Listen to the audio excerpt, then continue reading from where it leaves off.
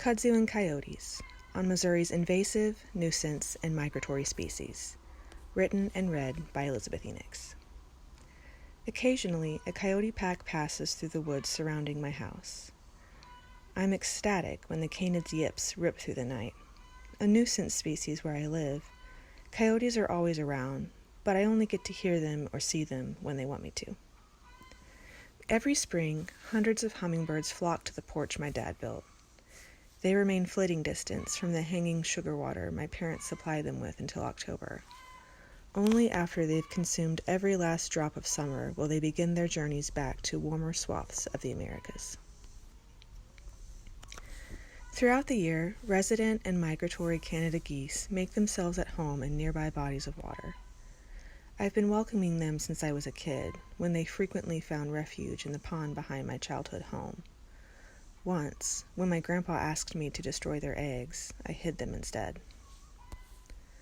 I love Missouri and Missouri's native species, but I'm learning more and more each day how much my adoration for my little corner of the world is nurtured by plants and animals that the Missouri Department of Conservation defines as invasive, nuisance, or migratory species. The kudzu vines climbing all over Missouri were brought here from Asia. Some of Missouri's most enchanting honeysuckle species came from Asia and Eurasia.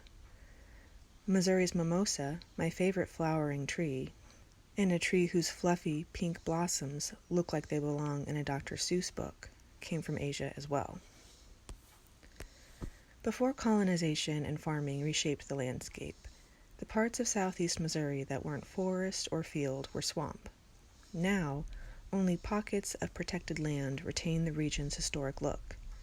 They also act as a safe space for swamp-dwelling animals such as the swamp darter and the alligator snapping turtle, two species that are presently labeled of conservation concern by the Missouri Department of Conservation.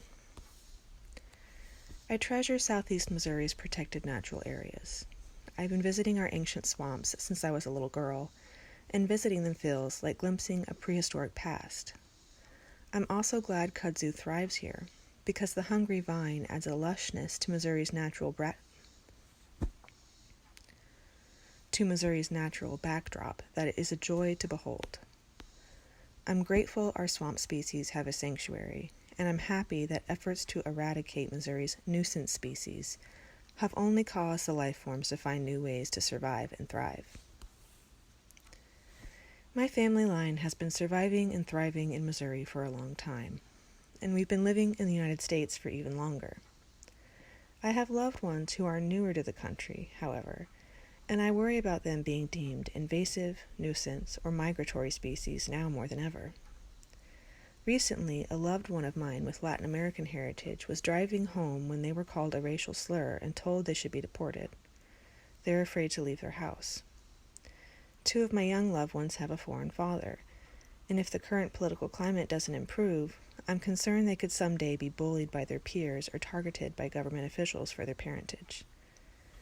It can be easy for some Americans to forget that the majority of us who call the United States home aren't truly native to the ecosystems we inhabit, that, in fact, our ancestors could be accurately categorized as invasive species, and we could be accurately categorized as nuisance species. This country is only our home because our ancestors made it so, often through violence and destruction. In nature, a forced monoculture usually leads to species loss and failing ecosystems. Biodiversity is a hallmark of a healthy ecosystem. In modern times, diversity, and the celebration of diversity, can be a hallmark of a healthy society. I don't live in a healthy society, and I don't know what one person can do to halt the seemingly endless flow of violence, cruel detention practices, wrongful detentions, and wrongful deportations sweeping the United States. But I do know the little girl who hid those goose eggs still lives in me. If all I can do is be ready and willing to help when the opportunity presents itself, I suppose that's something.